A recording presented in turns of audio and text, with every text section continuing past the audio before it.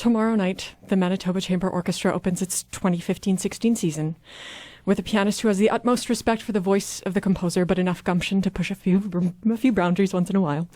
Under the direction of Maestra Anne Manson, Marc-André Hamelin sets aside the standard repertoire to treat us to some delicious colloquialisms, both composed in the mid-90s by Valentin Silvestrov and Gia Cancelli. Not only one of the slickest technicians in the global classical scene, but an interpreter and creator with a noble ideology to speak with honest and unbridled intention, appearing everywhere from La Scala in Milan to DC's Kennedy Center to Carnegie Hall to the Tchaikovsky Hall in Moscow. He still finds time to share his music with us here in Winnipeg. Since his first appearance with the Manitoba Chamber Orchestra in 1991, Winnipeg has warmly welcomed him back time and time again, most recently playing Mozart's 17th Piano Concerto with a notably daring original cadenza, may I say, at the tail end of the 13-14 season. Welcome, Monsieur Hamelin. So glad to have you. Thank you very, very much. It's a pleasure. Such a pleasure to have you once again in Winnipeg. How many times have you had an opportunity to play here in town? I've lost count. You've lost count. I can tell you what the first time was. Yes. It was 1989, the Winnipeg Symphony. 89 with the Winnipeg Symphony. Okay. Yeah, but I must have been back like 20 times. Oh, well, since. You enjoy it here, then our audiences are satisfying for you. I certainly do. I mean, there's a wonderful enthusiasm here. I mean, the simple fact that you can have a new music festival and to have it so well attended. I mean, it's a miracle. I mean, Quebec City tried the same thing for 2 years and really didn't manage to drum up interest. Well, I'm so glad. I'm as a new musician as well. I'm kind of a new music kid. I don't think I've ever experienced anything like this either. As I travel, I start to really appreciate more and more the scene that Winnipeg has. And the funny thing is that I've never been here for it. I've only heard about it. Which is almost as good, I think. Well, yeah. I mean, maybe it depends on what the repertoire is, I suppose. Anyway, but hey, speaking of that cadenza that I heard you play 2 seasons ago. You have published a number of cadenzae for Mozart and Beethoven Liszt as well. Very small number, yeah. Yeah, but you also take crazy risks within that, and also you transcribe, you compose yourself variations. Most notably, I just read a little article, a New York Times article about your Paganini variations. Yeah. So what inspires you to create? I mean, as such a gifted interpreter, where does that inspire you? I can't explain it because the impulse really dates from my very earliest piano studies. I mean, when I was 5, I started to have piano lessons. My father was a very good amateur pianist. Mm-hmm. He had tons of scores lying around. And I always had a very, very visual sense of music. I absorbed scores very quickly visually, and he had some very impressive things lying around, like Liszt and Chopin. And some of that looks pretty far out, especially for a boy my age. And he had music paper lying around, so naturally I wanted to do the same. So I set out to try to do it. But of course, at that time, I didn't know much about musical notation and the finer points, and not even the basic points, some of the basic points. And my ideas were so primary that I didn't produce anything. But the impulse was there, and it never ever left me. It's brilliant. Now, last time, again, you were in town. You were the Mozart between 2 pieces of pretty ear-stretching music, one from Canadian composer Glenn Buhr, and then Bartók's Divertimento for Strings, which was also fantastic. But this time, you're responsible for the sonic challenges, bookending this Mozart Symphony 25, very Sturm und Drangy. So tell us what we can expect from Silvestrov and Cancelli. Well, the Silvestrov piece was actually it was a request from Anne Manson and from the orchestra, because I didn't know it. I wasn't aware of it before. And it is a piece that Silvestrov wrote in memory of his wife, Larisa Bondarenko, who I believe was a pianist. Okay. And I think that she recorded a fair amount of Silvestrov's piano music, and apparently he wrote quite a bit. Mm-hmm. And it is a transformation of a Mozart piece, but it's the texture is changed, and there's a lot of overhang as far as harmonies, so it makes it like a very surrealistic, sort of dreamy atmosphere. Mm-hmm. Now, the Silvestrov started as a piece for solo piano, and then was morphed into this piece for strings and symphony, strings and synthesizer as well. Yes. So, and that's what we're going to hear tomorrow night. Yes, except that the synthesizer part can be played by a piano, which is what I'm doing. Oh, okay. Mm-hmm. There is, however, someone in the orchestra playing the synthesizer, but only to provide a sound effect of wind. Oh, okay. Yes. So just for that added texture. And now the cancelli is something that you requested, so far as Yes, because I had played it once in 2005 at the Lockenhaus Festival with the Kremerata Baltica. This is the Vals Boston. Yes, Vals Boston. Yeah. Yes, it's for piano and strings, and it is dedicated to his wife, and the dedication reads, "To my wife with whom I have never danced."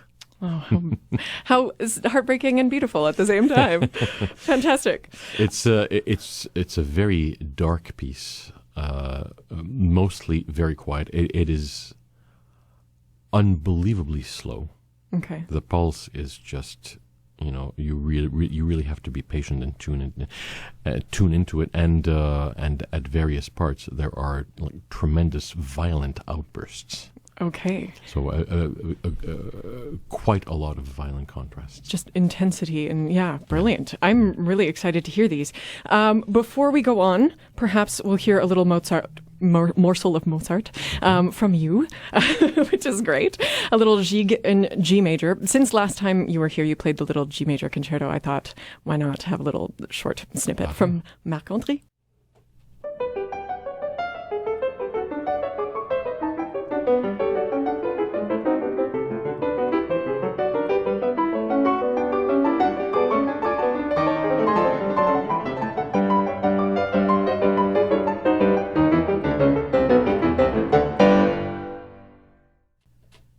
A little Gigue in G major of Mozart from Marc-André Hamelin in the studio here with me, Sarah Jo, in the Diamond Lane on Classic 107.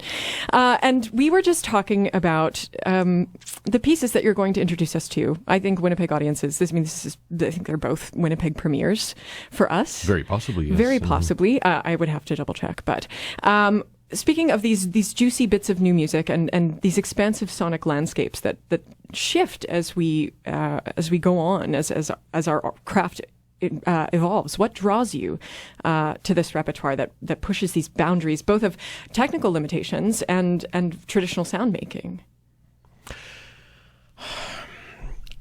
It's hard to explain what drew me to these pieces. In the case of the cancelli, the Silvestrov I didn't know at all. But the cancelli, I just it sounds really, really simplistic, but I found the score, and it's a piece I didn't know about, and the music will either jump at me when I look at the score or not, and I have enough inner hearing that I can, if I look at the score, I can hear it to some extent, and some composers have a talent to really make their music come across in print. You realize that, oh yes, this is I think this is going to be special, and it worked for me in this case. And the performance of the music, and as I learned it, really confirmed my first impression. That's beautiful. Let's talk a little bit more about your musical ideology. As both a composer and interpreter, how do you approach repertoire? Like, do you feel there's a difference between these roles is very distinct, or do you feel that there's this symbiosis between them? I personally don't understand why some performers do not have the impulse to compose, to at least create a little bit, because it helps in so many ways. I mean, it's not even enough to say that. I mean, I think it is actually essential in order to get you to understand both composer's role, the composer's thought, the composer's toil and trouble in translating their innermost thoughts and concepts into a system of notation that is meant to be understood and decoded by performers. And it also helps you to take, in doing so, you will take composers a lot less for granted and appreciate what they went through. And that certainly has worked with me. Well, I'm so glad it has. And these, as you compose, as you continue to compose and refine your voice through the voices of others, because I mean, you're one of those listy guys, right? You pick up these melodies and tunes, and you can just morph them into all these amazing different colors. I mean, from reinterpreting Bach, CPE Bach, to I call it infecting the originals, which I appreciate though. But I mean, it's sometimes that's what it amounts to. Yeah. Well, and it's bringing your own personality to something like it's a distillation of a previous style into your voice, which is, I think, so exceptional and really so appreciated by us listeners.